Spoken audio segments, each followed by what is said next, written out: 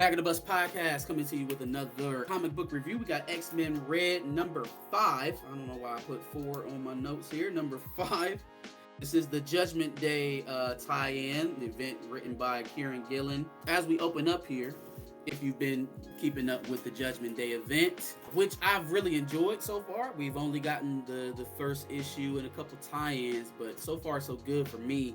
I like that they found a way to give us new stakes without ignoring the fact that mutants are immortal now. Right? Like, I felt like a little bit Ten of Swords didn't really, they had the effect of, oh, well, they come back different if they die in Otherworld, right? But that's not a real stake, because as you see right now with Gorgon, he's just as relevant as a character as he was before he died in Otherworld. Rockslide has a little bit more, dynamic of a conflict with him, but he still hasn't been a very highly featured part of X-Men. We literally just started talking about Rockslide in the last issue, so it didn't really seem like the stakes of what happened in. Hold on. You gotta call that his name. The man said he go by Wrong Slide. Wrong Slide. My bad. Wrong Slide. Let me address him correctly for sure. But it just didn't seem like they dealt with the biggest difference in this era of mutants being in the comics, which is the resurrection protocols, right? That didn't really come too big into play, I don't feel like.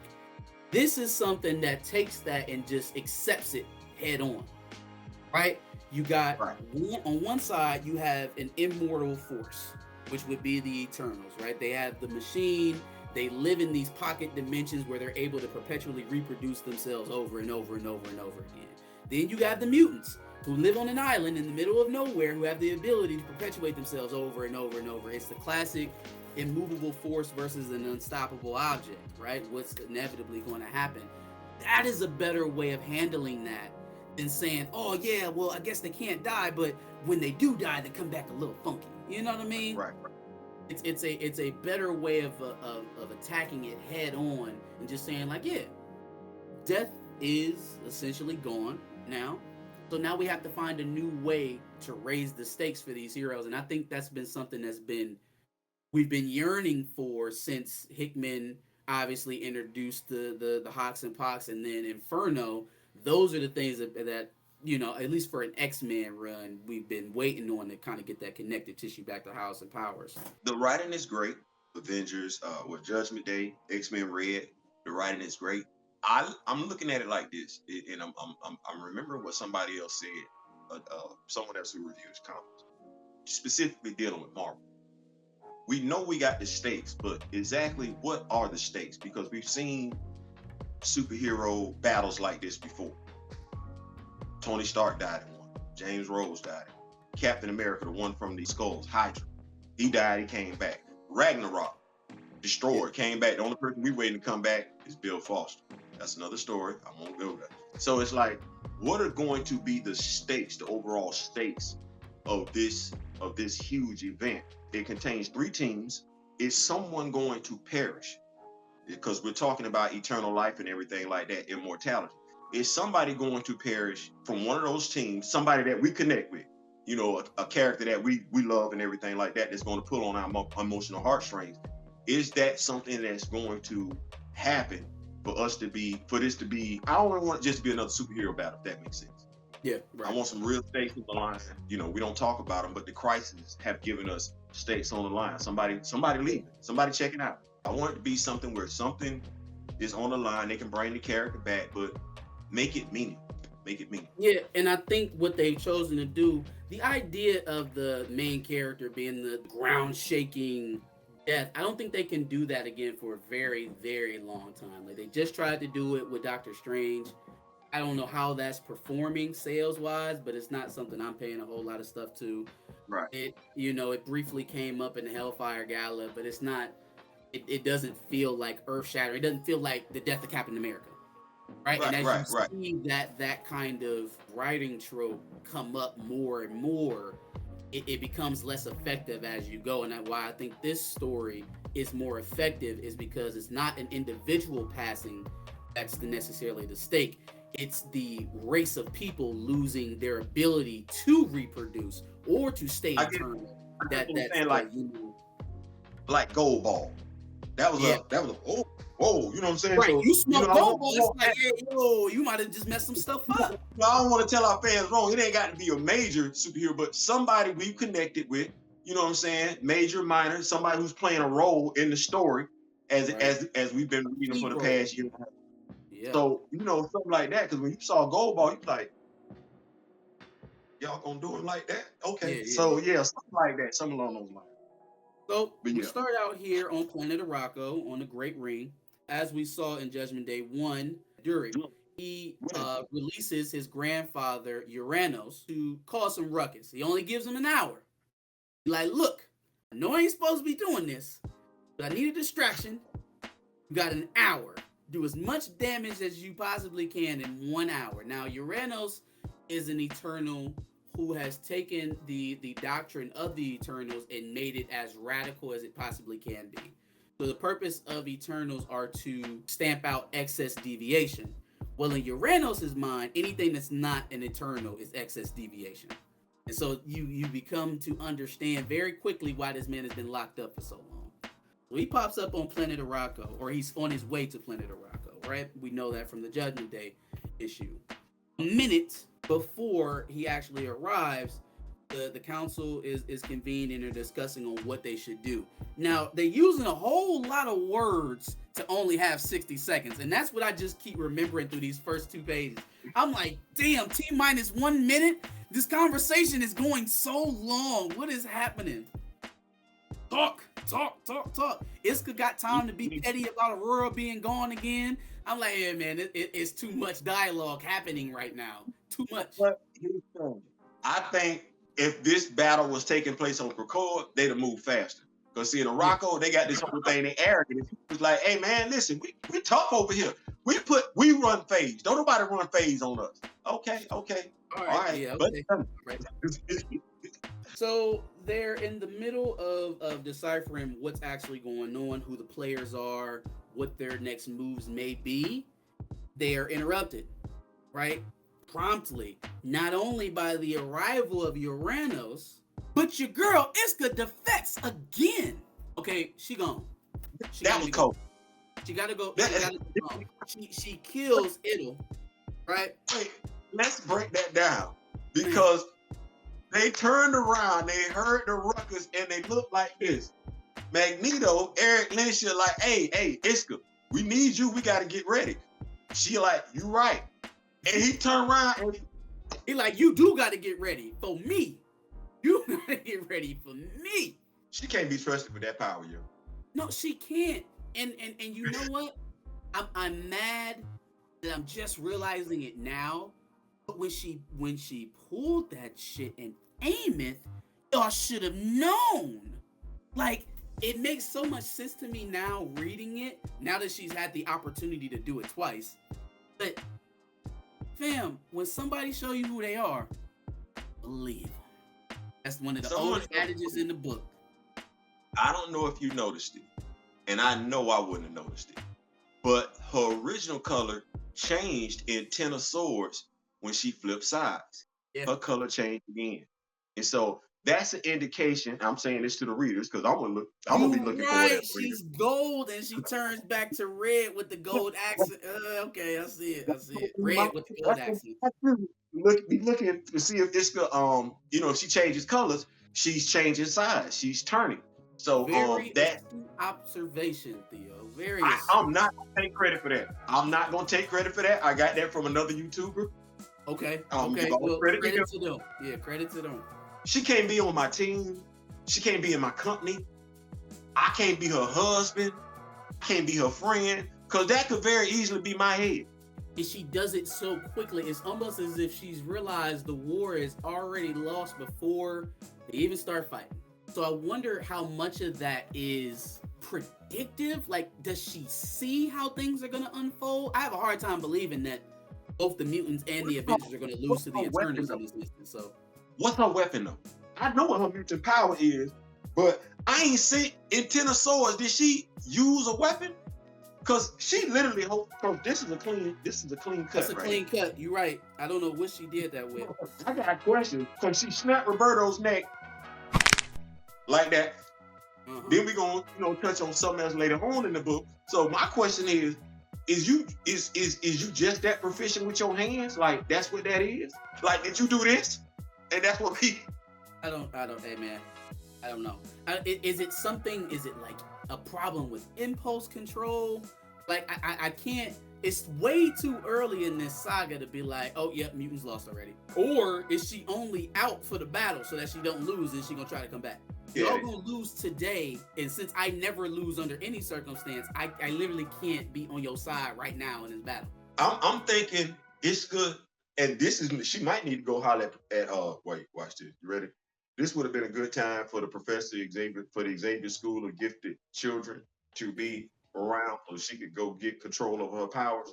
Because I don't believe she has control over her powers. I don't think she does either. I think it's an impulse. I think she feels the potential of loss, and since she never loses, as a safeguard, she always floats towards the winning side, not necessarily the side that has won ultimately, because she went from Genesis to Amos back to Genesis at the end of Ten of Swords, so she can play multiple sides within the same conflict. It's just depending on who's winning at that moment. So I think it has more to do with the situation than her deciding who wins and loses. Watch this. I like what you're saying, but I don't know, because when Roberto did what he did, she didn't think Magneto was going to be Tarn. She just didn't have a choice because of the way he worded it. He's like, I bet you Tarn. How would she know for sure? Because remember she said she didn't serve by Tarn's side. And she got mad. She's never served with Magneto.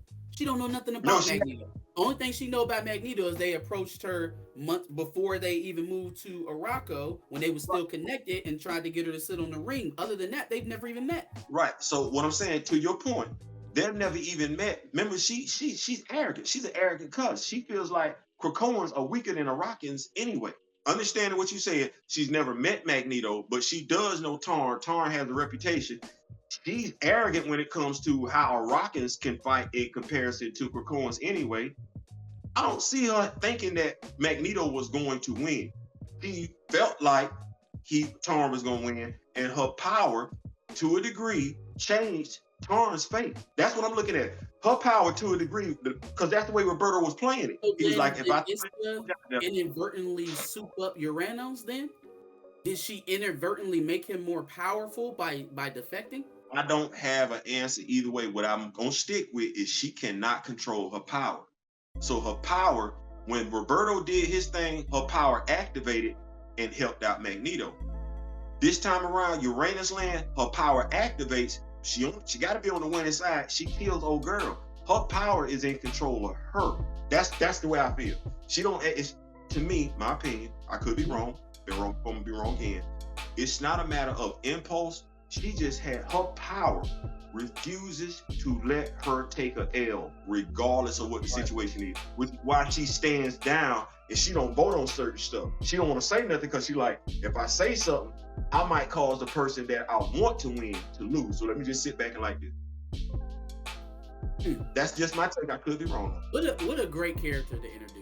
What a very complex character, because I don't even think they're going to attempt to tell us exactly how it works. I think we're going to leave it like this for a very long time until she ends up on a team book, or she ends up with a solo maybe. They're not even going to attempt to, because of what we're doing right now. And they've written it in a way that we can take it either way. Either way. Very complex character.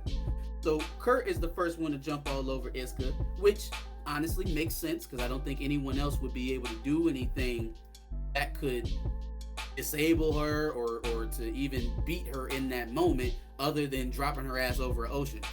So I completely understand that. And I love it because he didn't hesitate. Like Kurt Wagner's character arc from when Dave Cochran introduced him back in the day, this dude is a bona fide warrior. Like, I don't even think anybody want to see, like, it ain't, if you think he'll pushover, that is not what that is at the end of the day. He don't mind. He would do what he got to do. And then with him being a man of conviction, He gonna do whatever it takes to get the job. As a matter of fact, I don't think me and you reviewed the book, but I know we talked about the book. When they attacked Solaris, he teleported Logan to the sun. Who doing that? Knowing you finna die. No, regardless, you can come back or not. Right. So yeah, I love it. Yeah, that's a harsh way to go out. Uranos interrupts this little meeting here with the Great Ring. Tells them that mutants of Mars, I am Uranos. You have deviated excessively, and I have an hour to correct you. So maybe this is an hour. Maybe that's T minus 29 minutes, I would say. I was thinking that was literally a minute. He's been there for 29 seconds. That's what that is. Is that what they said? Oh, T plus 29 seconds. He's been there. Okay, T plus. I got it. It's not T minus, it's T plus. Okay, got you. So 29 seconds in, I'm going to destroy you all. Got a map here of the armories of Uranos. Very interesting data page here. It's telling us where all of the direction, or all the force is being directed here by Durig, because this is not just a one-phase attack. They've hit Krakoa now. They've hit Mars, Arakko. You mean they're deploying military strategy and attacking Arakko on multiple fronts? Multiple fronts. Okay. I'm gonna lean back. Okay. You want to unpack that? Is something else, or keep going? Oh, I'm gonna leave it right there. That's the inside show. Oh, right. It's military strategy and they're attacking on multiple fronts. Yeah, multiple fronts. Oh, okay, I got you. Let's see here. So we've got the sky above Port Prometheus, right? We've got the Nightmare Machine, the community out in the Morrowlands. So it does seem to be isolated to Arakko, but it's a big planet, so they're hitting them everywhere. And then Nightcrawler and Iska both appear over an ocean. Where, I mean, if I'm Kurt, I'm going to just bounce. Can Iska breathe underwater too? But we about to see though. Yeah, we about to see. He drops her off.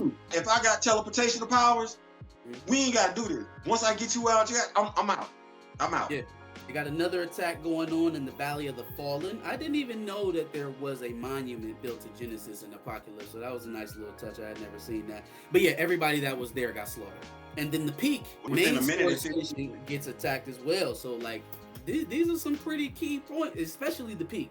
The Peak and Port Prometheus. Port Prometheus is their main shipping harbor. So now you've messed with the mutants' economy, right? And then if you're taking out the Peak, that's their main interstellar defense system right there, is that S.W.O.R.D station. So you've immobilized them on two fronts. They got a lot going on. Like, I'm just gonna say it.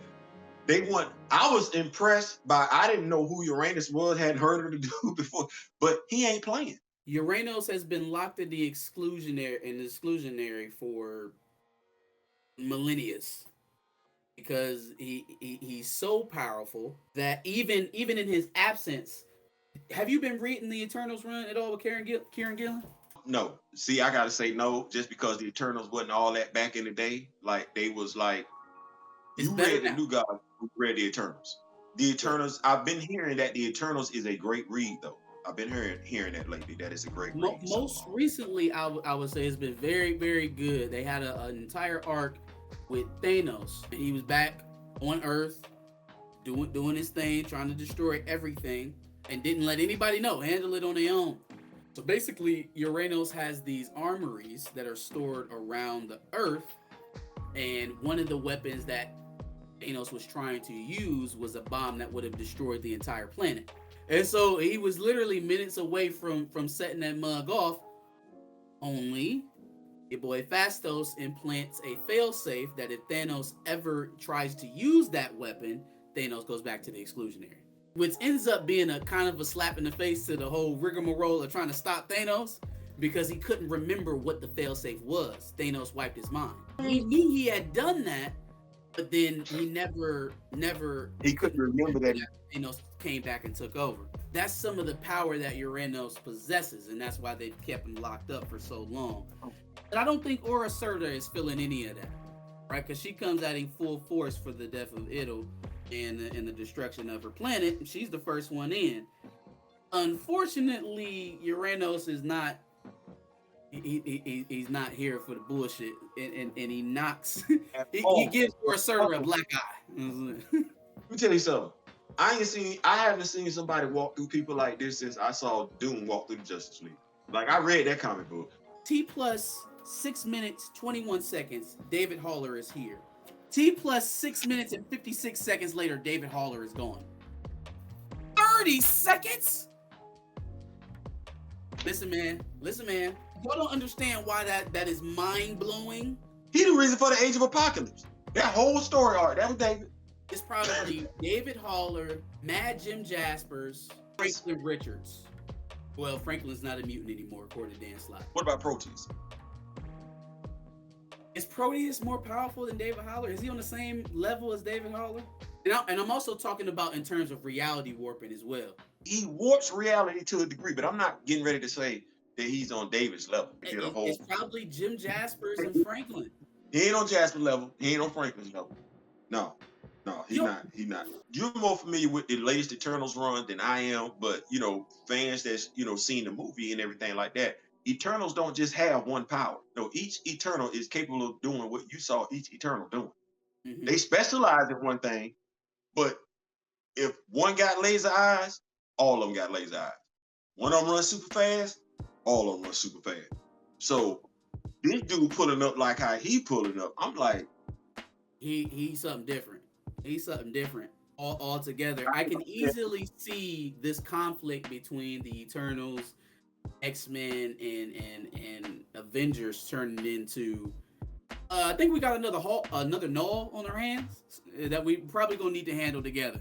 We may even need to pull Homeboy out of the exclusionary Thanos to get this done, because if David Haller can only last 30 seconds with Uranos, 30 seconds, y'all don't have a gun big enough.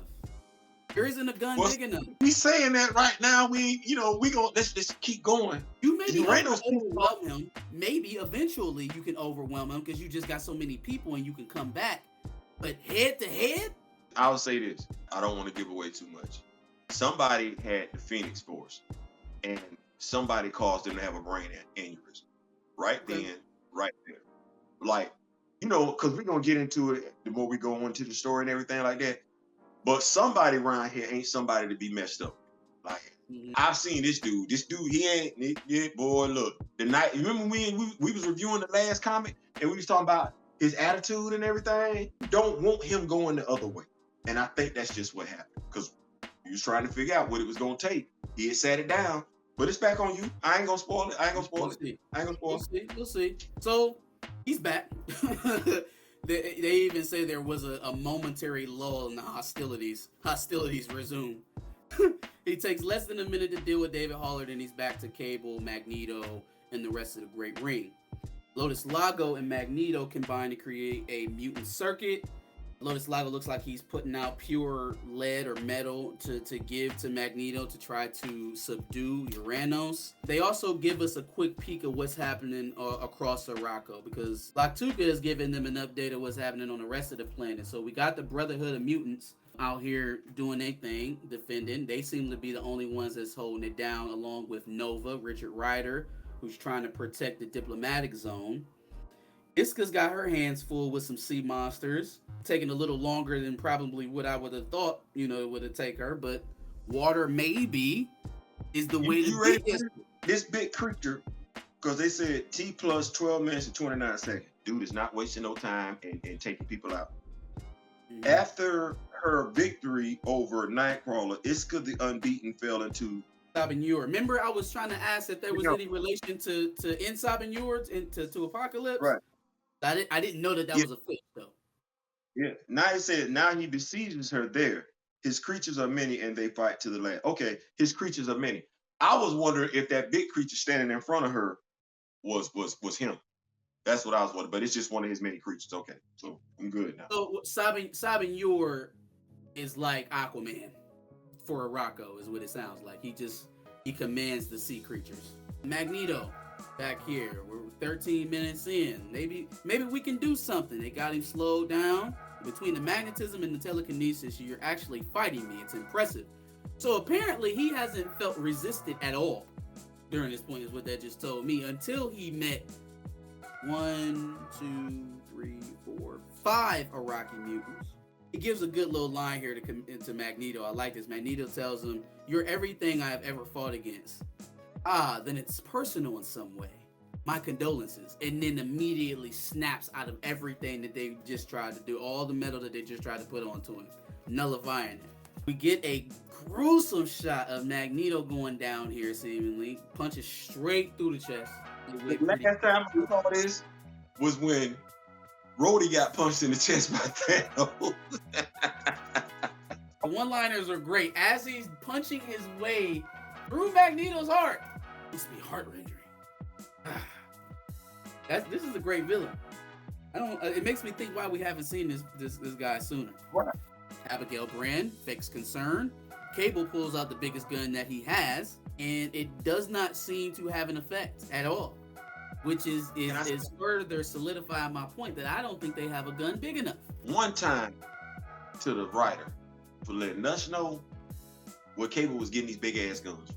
Because Rob Liefeld, X-Force back in the day, I always had questions. Because I'm like, bro, you stay strapped up, but you ain't ever walking around with your stuff. Where you keep getting this hardware from? Pull it off his body. Nah, no. Hey, body slides. Body slides. Don't know how he holding it up. I don't. It's got the perfect balance to it, considering this weight. Also, I'm interested in the way that Uranos uses his powers, right? Using the machine to attack as opposed to actually having to do it in the hand. So that's potentially a weakness, right? If you can disconnect him from the machine temporarily, he's not able to use it the way he used it to slice off half of Cable's face here, like we see. You know what I mean? He's not able to simultaneously fight in multiple spots at one time the way he is here. Because right now he just OD. He's OD. The peak is gone. The Morrowlands have fallen. Xylo tries to use her power, or their, not really sure the gender there, power to get all over Uranos. And honestly, she has some of the more effective attacks that we've seen here from the Great Ring, being able to deconstitute her body. Yeah, it's something to be said for your body to be composed of germs, insects, things like that. It's something to be said for that. Abigail Brand catches a shot in the back. Great. Thank you. Here's one thing, somebody who's been noticeably missing from this issue. Has anybody been standing out as being absent to you? We done seen the Brotherhood of Mutants. We seen Magneto. We done seen Iska. Has anybody been missing? Vulcan. Okay, yes, but that's not who I'm talking about, though. Okay. Manifold is missing. The Thinker is missing. Manifold could be elsewhere. Old girl, the one with the burning heart. We saw her. Well, she's her in Sunspot. The burning heart. Yeah. Poor the burning heart. We saw her and Sunspot fighting. Who we missing? From the Brotherhood of Mutants, you missing Fisher King. Oh no, I didn't. I'm not thinking about him because I know where he at. No, but I am because I want to see what you can do. The whole planet is under attack. Here he is sitting in there waiting for nighttime to come. So what? Tell me what the Fisher King can do. Show me. The dark side of the planet, the Fisher King feels the wind change. It's time. Night has fallen. You mean you've been sitting around this whole time waiting? No, man. Show me. He only been sitting around for 20 minutes. Look, he only needed an hour altogether. Half the work was done 20 minutes in. Here we are. And the entire planet looks like it's been left to waste. It seems like he had a bunch of extra time on his hands, so I'm wondering what happened there, right? It looks like he's on D plus 20 minutes in. The Great Ring, there is silence. Uranos still has 40 minutes left. What happened in between that 40 minutes after Uranos destroyed all of Arakko? They don't specifically show us. I think what wind up happening, you're right, they don't specifically show us. They said he uses the time well, T plus 60, the hours over, so is 98% of all life in a 50-mile radius. I'm thinking he just went around just killing people, just killing the rocket, Because he arrogant. He's an arrogant cuss. So it's any bloodthirsty villain. He probably spent the last 40 minutes just killing because it's a lot of bones. So it's a lot laying on the ground. Let's say you've been locked up for a millennia. You've been let out of your cage to be a weapon by an Eternal who your grandson, nonetheless, who you deem to be lesser in every way, shape, or form. What are you doing with your extra 40 minutes? Probably going to go see about it. I'm trying to find a way to break out of his control. And that's what Durik and everybody else in the universe should be afraid of, is that man did his job in 20 minutes and had 3/4 of an hour to figure out what he needed to do to get away from it. That should scare Durik, because he watching him the whole time. Where did you go? I think that'll probably come up in it. I don't even know if there's an Eternals tie-in, like the solo book tie-in for this, but that'll probably come up in the next Judgment Day. We're definitely gonna be interested in going to look at the Eternals, but whatever he was doing, he wasn't doing what he should have been doing. As we look at the box down at the bottom. Speaking of mutant circuits, to kind of tie this all together here, it looks like, let me get her name right, Lotus, Lagos, and Xylo. It almost seems like, Xylo was deconstituted so much that she had to do that to survive. So now, Lotus, Lago, and Xylo together, they go look at the eyeball. Eyeball's knocked out, but I don't think Aura, but she's not dead. And looky, your boy, Eric Lyncher. And can we say everybody that sits on the Great Council is an Omega level mutant? Because they were the only ones that were able to survive Uranos. So that literally makes them Omega level now. Everybody else did. Who they contending with? Everybody that survived literally has to be an Omega level mutant, because who else is alive in your power set now? Nobody. If I was Uranus or any Eternal, I would run.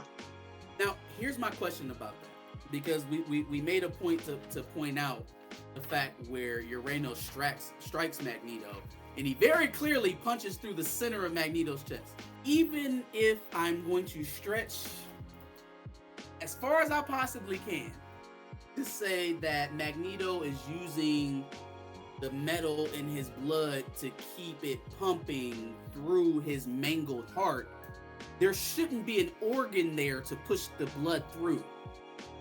I don't know what the pink glowy stuff is inside of Eric's chest that's making him alive right now, but there isn't an organ there anymore to push this blood around. With Magneto being an Omega level mutant, I do not believe the upper limits, well, except for this issue, his abilities have been tested.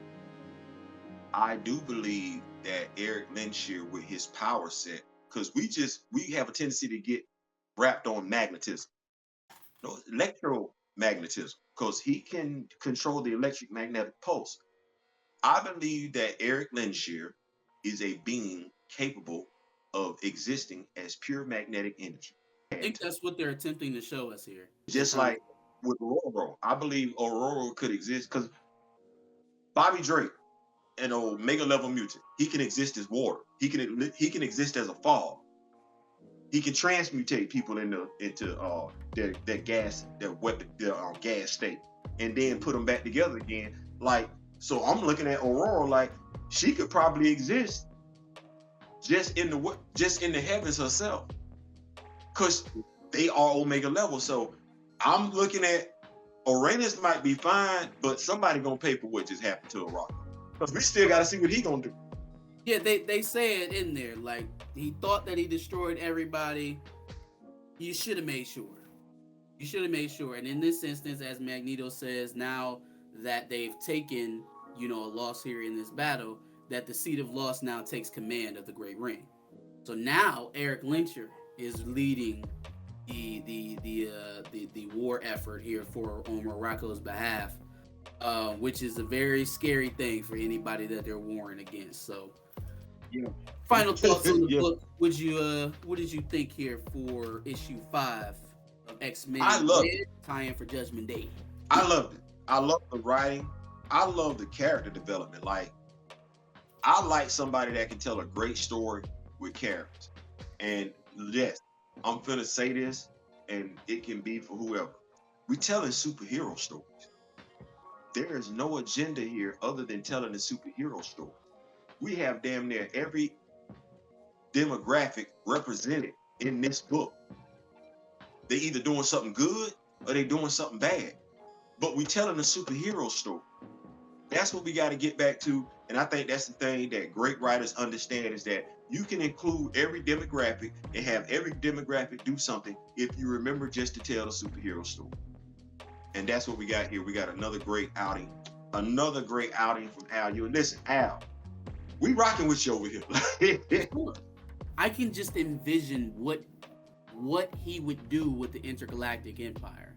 Like, none of this is based as political thriller BS that's been propagated over multiple platforms, not just comic book content. Like, everybody does that. Everybody does. It's so overdone, and you honestly need to be an elite writer to make it seem nuanced and new and fresh, which John really is not. So it's not going to be anything like that. If Al Ewing was writing Black Panther right now, it would be straight intergalactic empire. It would be Here's all what I said. large stakes, universal storytelling. It would not be this very singular and limited way of telling a story about a black nation. Let me say this, because I can definitely appreciate that sentiment. I definitely can. I think what has happened with Marvel, not more so with DC. I think DC, they've done it to a lesser degree. But because I mentioned this with Chill Marvel, you don't have to have a great writer. That's great, but we got great writers coming from different genres of books, and they bringing them over thinking that they can translate. No, you need somebody that's a writer, but first and foremost, a comic book fan. We've seen, you and I, since we've been reviewing books, picking up books, reading them, and everything like that, they will partner a young writer, someone inexperienced, with an older writer. Someone to get that person their chops up to show them how to write a comic book. That's how you get these people that's great writers. The great writer for a comic book is the great writer that cares about the comic book. Don't bring me no great writer that write romance novels. Don't bring me no great writer that write horror novels unless the book is horror in and of itself. Bring me somebody that cares about the characters. It's crazy because clearly you can see John really don't give two damns. His lack of knowledge in regards to the character is bad in and of itself. His lack of respect for the content that came before he got to the book is bad in and of itself. You look at Al Ewing and the other great writers and everything like that, they're able to put their own spin on it, bring in what the other writer did before them, sometimes even put more light on it. These are guys that love comics. They love their job, and you can tell in their work. They love what they do. That's what Marvel and DC need to get back to. Stop bringing in these people that represent. You can bring in somebody that look like me. Make sure the person that look like me is a comic book fan. Don't bring me in just to bring me in. Sure. Bring in somebody to care. So that's just my feelings on it. I'm sorry. No, hey man, I totally agree. So that's this one. We'll be back for issue 6. Let us know what you thought. Make sure you like, share, and subscribe. Comment in the prompt below, and come back for another comic book review with me and Mr. Theo B. Thanks for coming on with me, bro. I ain't saying, I'm just saying. Appreciate you. Thank you so much, Marcus. Peace.